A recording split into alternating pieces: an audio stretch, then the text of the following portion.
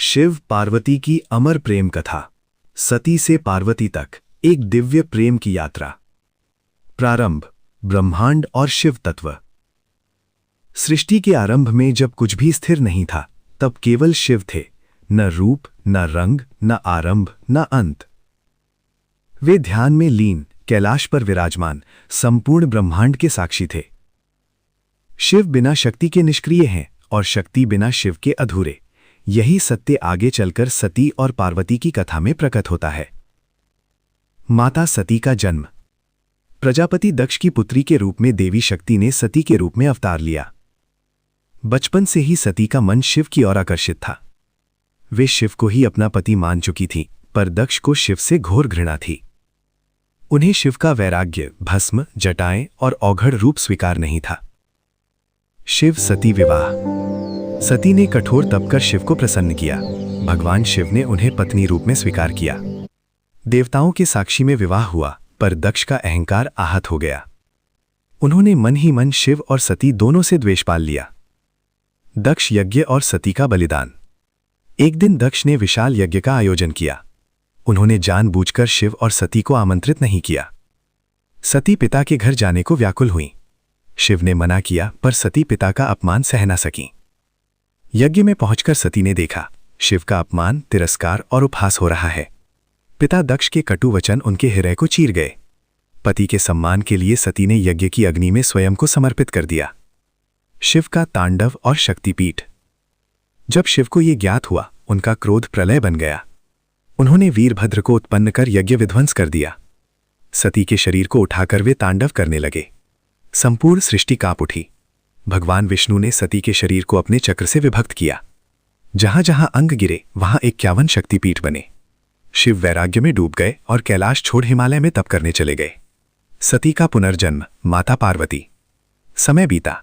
देवी शक्ति ने हिमालय राज और मैना देवी के घर पार्वती के रूप में जन्म लिया।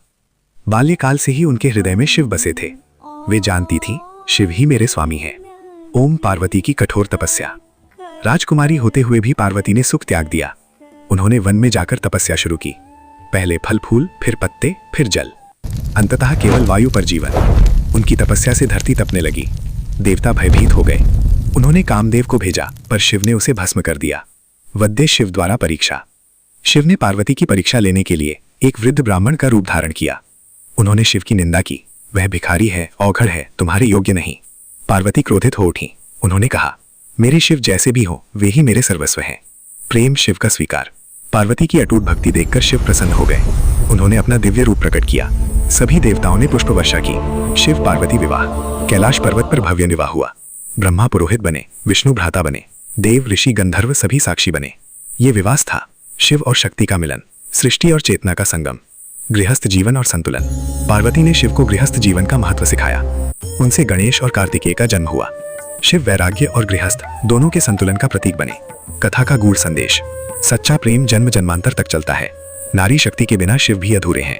तप, धैर्य और भक्ति से असंभव भी संभव है। राम समापन। शिव और पार्वती केवल देव नहीं, वे प्रेम, त्याग, समर्पण और संतुलन का जीवंत उदाहरण है।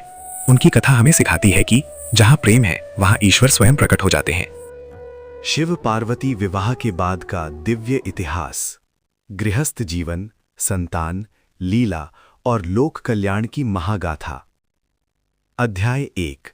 कैलाश में गृहस्थ जीवन का आरंभ। शिव पार्वती का विवाह केवल दो व्यक्तियों का मिलन नहीं था, ये वैराग्य और शक्ति का संतुलन था। विवाह के बाद शिव कैलाश पर्वत लौटे। माता पार्वती के आगमन से कैलाश में पहली बार गृहस्थ जीवन की मधुरता आई। जहां पहले केवल मौन और तप था, वहां अब प्रेम, करुणा और सृजन की ऊर्जा प्रवाहित होने लगी। अध्याय 2। माता पार्वती का गृहस्थ रूप। पार्वती अब केवल तपस्विनी नहीं रहीं, वे बनी अन्नपूर्णा, गौरी और शक्ति स्वरूपा।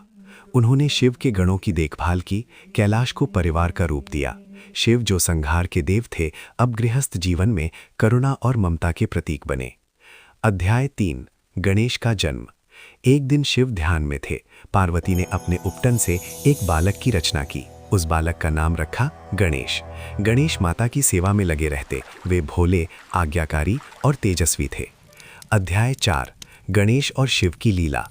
जब शिव कैलाश लौटे और गणेश ने उन्हें द्वार पर रोका तो शिव ने उन्हें नहीं पहचाना। इस घटना से गणेश का शीश कटा और फिर हाथी का सिर लगाकर वे विघ्नहर्ता बने। पार्वती का शोक और शिव का पश्चाताप इस परिवार को और भी गहरा कर गया। अध्याय 5 माता पार्वती का मातृत्व। इस घटना के बाद पार्वती का मातृत्व और भी करुणामय हो गया। उन्होंने शिव को ये सिखाया कि शक्ति केवल संहार नहीं, संरक्षण भी है। शिव ने वचन दिया कि वे परिवार और सृष्टि दोनों की रक्षा करेंगे। अध्याय 6 कार्तिकेय का जन्म। तारकासुर नामक असुर देवताओं को सताने लगा। उसे वरदान था कि केवल शिव पुत्र ही उसका वध कर सकता है। शिव और पार्वती के तेज से कार्तिकेय स्कंद का जन्म हुआ। 6 कृतिकाओं ने उनका पालन किया। अध्याय 7 कार्तिकेय का देव सेनापति बनना। कार्तिकेय बड़े होकर अद्भुत योद्धा बने। देवताओं ने उन्हें अपना सेनापति नियुक्त किया। तारकासुर का वध कर उन्होंने धर्म की रक्षा की। अध्याय 8 गणेश कार्तिकेय की प्रतियोगिता। एक दिन ज्ञान के फल के लिए दोनों भाइयों में प्रतियोगिता हुई। कार्तिकेय ने तीनों लोकों की परिक्रमा की। गणेश ने माता पिता की परिक्रमा की। शिव ने कहा माता पिता ही संपूर्ण ब्रह्मांड है। अध्याय 9 पार्वती का शक्ति रूप। गृहस्थ जीवन के साथ साथ पार्वती ने दुर्गा, काली, चंडी रूप भी धारण किए। जब अधर्म बढ़ा तो उन्होंने असुरों का संहार किया। अध्याय 10 शिव का लोक कल्याण। शिव केवल कैलाश तक सीमित नहीं रहे। उन्होंने विष पान कर सृष्टि बचाई, गंगा को पृथ्वी पर उतारा, भक्तों की पुकार सुनी। पार्वती सदैव उनके साथ रहीं, सलाहकार, शक्ति और सहचरी बनकर।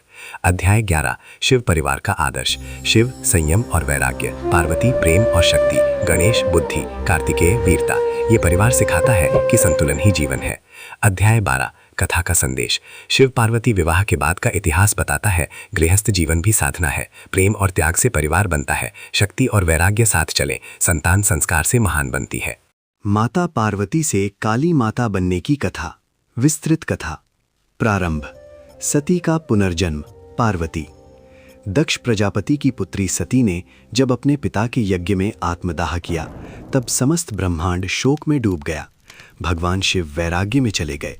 युगों बाद वही सती हिमालय राज की पुत्री पार्वती के रूप में जन्मी। घोर तपस्या के बाद उन्होंने भगवान शिव को पति रूप में प्राप्त किया और कैलाश पर उनका दिव्य जीवन आरंभ हुआ।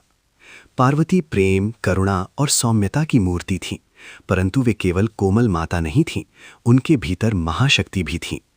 असुर संकट और देवताओं की पुकार। एक समय शुंभ और निशुंभ नामक 2 भयंकर असुरों ने स्वर्ग, पृथ्वी और पाताल तीनों लोकों में आतंक मचा दिया। देवताओं की शक्तियां छीन ली गईं। इंद्र, वरुण, अग्नि सभी पराजित हो चुके थे।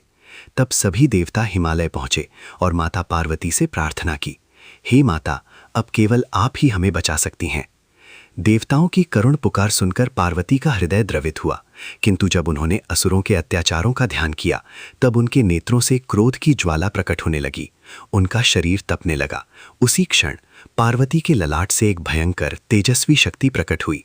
उनका वर्ण काला, केश खुले हुए, नेत्र अग्नि समान, गले में नरमुंडों की माला और हाथों में शस्त्र थे। यही थी माँ काली। माँ काली ने रणभूमि में कदम रखा। उनके एक एक कदम से धरती कांपने लगी। उन्होंने शुंभ निशुंभ की सेनाओं का नाश कर दिया। रक्तबीज नामक असुर ऐसा था कि उसके रक्त की हर बूंद से नया असुर पैदा हो जाता था। तब माँ काली ने उसका रक्त पीकर उसे पूर्णतः नष्ट किया। युद्ध के बाद भी काली का क्रोध शांत नहीं हुआ। वे तांडव करने लगीं। उनका उग्र रूप देखकर देवता भयभीत हो गए। जब पूरा ब्रह्मांड कांपने लगा तब भगवान शिव स्वयं रणभूमि में गए और माँ काली के चरणों में लेट गए। जैसे ही काली का पैर शिव के वक्ष पर पड़ा, माँ को भान हुआ कि ये तो मेरे स्वामी शिव हैं। लज्जा और प्रेम से उनकी जीभ बाहर आ गई। उनका क्रोध शांत हो गया। वही क्षण काली को शांत, करुणामयी शक्ति में बदल देता है। जब युद्ध समाप्त हुआ तब वही काली शक्ति पुनः पार्वती में विलीन हो गई। पार्वती फिर से सौम्य, ममतामयी माता बन गई। इसलिए कहा जाता है पार्वती ही काली हैं और काली ही पार्वती। स्थिति के अनुसार शक्ति रूप बदलती है। कथा का आध्यात्मिक अर्थ। पार्वती करुणा, प्रेम, गृहस्थ जीवन। काली अन्याय के विरुद्ध उग्र शक्ति। शिव चेतना, संतुलन। जब अधर्म बढ़ता है तब माँ का उग्र रूप प्रकट होता है। उपसंहार। माँ काली कोई भय का रूप नहीं बल्कि रक्षक शक्ति हैं। वे तब प्रकट होती हैं जब संसार को उनकी सबसे अधिक आवश्यकता होती है। जय माता दी, जय काली माँ। हर हर महादेव।